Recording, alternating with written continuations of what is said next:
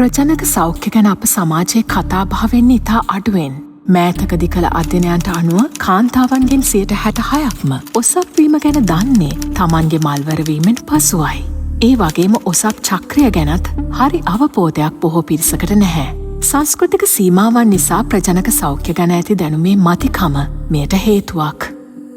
ඔසප් චක්‍රය කියන්නේ මොකක්ද? මාසෙකට සැරයක් හැදෙන පීරියඩ් එකනේ. ඔසප් චක්‍රය කියන්නේ ඔසප්වීම පමණක්ම නොවේ.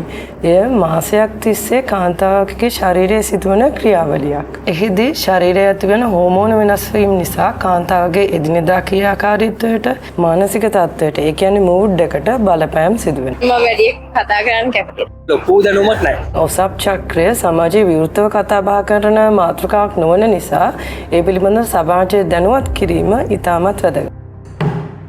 ඒ අසීරු කාර්ය තේරුම් කළ හැකි ක්‍රමයක් රිත්මය සහ චලනයන් තුළින් අපි සොයාගත්තා. නර්තනය ශ්‍රී ලාංකික කාන්තාව උපතින්ම ලද උරුමයක්. ඒ ඇගේ හැඟීම් ප්‍රකාශ කළ හැකි ප්‍රබල භාෂාවක්.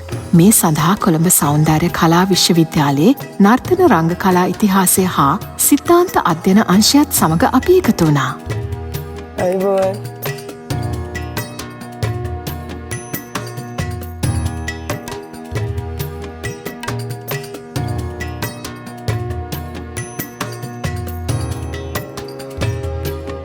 විද්‍යාවත් නර්තනයත් එකට මුසු කරමින් සමාජ දුර්මත පිටු දැකීමේ මේ උත්සාහය ඉතිහාසගත වනු නොඅනුමානයි.